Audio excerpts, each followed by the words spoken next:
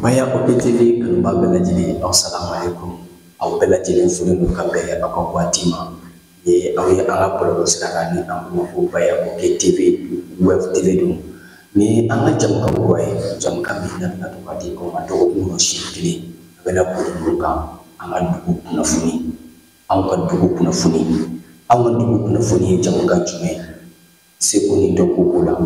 bolola baarakɛlaw kɛnyɛrɛye tigilamɔgɔ fo ka taa se aw ma bɛ jago mɔni ani baganmara k'e bɛ se dɔ de la e bɛ fɛ ka ye an ka dugu kibaru bɛ e ko la fɔ an ka entreprise a bɛ aw ko fɔ e maa o maa k'e bɛ dɔ de kɛ walasa dugu in ka taa ɲɛ an ka dugu kunnafoniya an bɛ taa ɲini a tiɲɛ n'a nkalon kana di aw ma aw sigiyɔrɔ la dugu in kibaruya bɛ tali daminɛ na sugu kɔnɔnaw feerefɛn gɛlɛyaw an ka commerçants olu ka taabolo bɛ cogo di e min bɛ yen ni dɔnni b'i la i tɛ ka se ka dɔnni labara kibaruya a bɛ boli e taabolo kan o kama ni émission in bɛ tɛnɛ aw bɛɛ lajɛlen de kan o kama aw bɛ n'a sɔrɔ aw ka jabaranin kan n'o ye Baya OPTV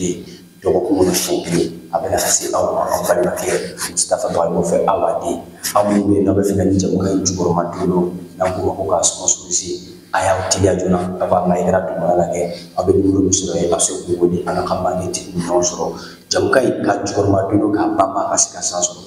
aw de bolo anw ka dugu kibaru ni ala sɔnna ma aw tɛ fɔ aw tigi ko Baya OPTV ale sanfɛ bayi bayi